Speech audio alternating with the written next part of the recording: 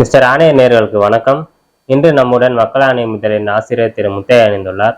வணக்கம் சார். வணக்கம் சார். உயர்கல்வியில நிறைய பிரச்சனைகள் இருக்கு சார். இப்போ ஒரு ஆசிரியர் நிறைய காலேஜ்ல வேலை செய்யறதா ஒரு புகார்லாம் வந்திருக்கு. அது எப்படி சார், ஒருத்தர் ஒரு காலேஜ் ஃபுல் டைமா ஒருத்தர் அப்பாயின் பண்ணா ஃபுல் டைமா அப்பாயின் பண்ணுவாங்க. கெஸ்ட் லெக்சர்னா அப்படி வேலை செய்யலாம். இப்போ ஃபுல் டைம் ஒரு எம்ப்ளாயி எப்படி சார் 10க்கும் மேற்பட்ட காலேஜ்ல வேலை செய்யறாருன்னு வந்திருக்கு. அது எப்படி சார், அதை பத்தி முழு விவரம் சொல்லுங்க சார்.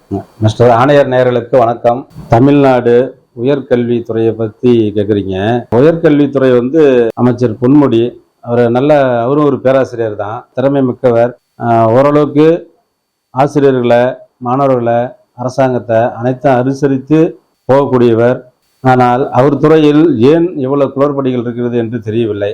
கல்லூரி பேராசிரியர் இப்ப உதாரணத்துக்கு எடுத்துக்கிட்டீங்கன்னா, நம்ம பெரம்பலூர்ல தனலட்சுமி சீனிவாச கல்லூரி இருக்கு, கள்ளக்குறிச்சியில் ஏகேடி ஸ்கூல் இருக்கு, திருவாரூர்ல ஏஆர்ஜி இருக்கு.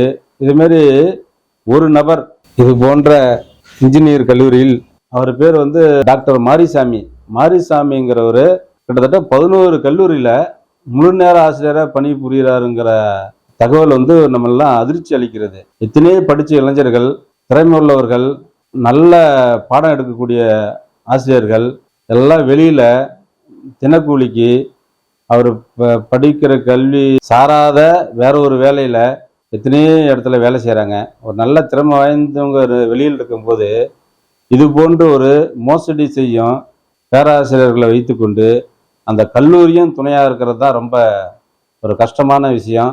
இந்த சம்பவம் இனி நடக்கக்கூடாது.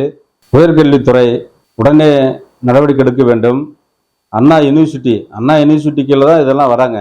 நிறைய பேர், முரளி பாபு அவருங்கிறவரும் 10க்கும் மேற்பட்ட கல்லூரியில் வேலை செய்யறதாக ரெக்கார்டு பதிஞ்சிருக்கு. அதுபோல அரங்கராஜன்கிற ஒரு பேராசிரியரும் இது போட்டு எத்தனை பேர் இருக்காங்கன்னு தெரியல. ஒரு கல்லூரியில, அது தனியாரா இருக்கட்டும் அரசாங்கமா இருக்கட்டும், ஒரு கல்லூரியில முழு நேர ஆசிரியராக இருக்கக்கூடியவர், பேராசிரியராக இருக்கக்கூடியவர் எப்படி 10க்கும் மேற்பட்ட கல்லூரியில் அவர் பேர் பதிஞ்சிருக்கு, சம்பளம் வாங்கியிருக்காரு. அந்த காலேஜுக்கு இன்ஸ்பெக்ஷன் ஏதாவது போனுச்சுன்னா அங்க ஆஜரானதாக ஒரே நாள்ல 2 காலேஜுக்கு போறாங்கன்னு வச்சுக்க, ஆய்வு பண்ண 2 காலேஜில் ஒரே நாள்ல எப்படி அவரால் இருக்க முடியும்?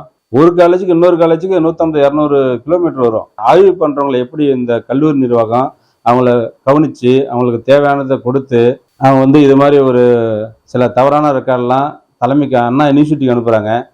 இந்தியாவிலேயே ஒரு தேர்வு நடத்தி அந்த தேர்வு ரிசல்ட்டை கொடுக்கறது எந்த ஒரு அசம்பாவியம் நடக்காம, எந்த ஒரு அரசு தலையீடும் இல்லாம ஒரு சிறப்பு வாய்ந்த ஒரு பல்கலைக்கழகம்னா ஒரு அண்ணா யூனிவர்சிட்டி. அந்த யூனிவர்சிட்டி கீழே இயங்குற எத்தனையோ தனியார் கல்லூரியில இது போன்ற ஒரு மோசமான செயல், ஒரு முறைகேடு நடக்கிறதுனா இதை உடனே முதலமைச்சர் தலையிட்டு இந்த பிரச்சனைக்கு ஒரு முற்றுப்புள்ளி வைக்க வேண்டும்.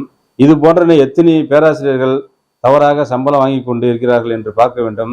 இதற்கு எந்தெந்த கல்லூரி நிர்வாகம் உடந்தை, அதிகாரிகள் யார் இதுக்கு உடந்தை, இதை உடனே கண்டறிஞ்சு களை எடுக்க வேண்டும். அவர் படிக்கும் வருகை பதிவேட்டிலையோ அந்த மார்க் ஷீட்டு, டிசி இது மாதிரில இன்னும் ஏதாவது முறைகேடு தவறு பண்ணியிருக்கிறாங்களா, அதுவும் ஆய்வு பண்ண வேண்டும். சில உயர் அதிகாரிகளும் உடந்தை என தகவல் வந்துகிட்டு இருக்கு. அதை பற்றி ஆய்வு செய்து கொண்டிருக்கிறோம். இது போன்ற 480 கல்லூரிகள் அண்ணா யூனிவர்சிட்டி கீழே வராங்க. இதுல 224 கல்லூரிகள் முறைகேடு இருக்கிறதுன்னு ஒரு அறிக்கை இருக்கு. அதுல 353 பேராசிரியர்கள் தவறு செஞ்சிருக்கிறார்கள். 1க்கு மேற்பட்ட கல்லூரியில் பணியாற்றுகிறார்கள். இது எல்லாம் பேரோட அந்த கல்லூரியோட அடையாளம் கண்டு அடுத்து வீடியோவில் வெளியிடப்படும். நன்றி, வணக்கம்.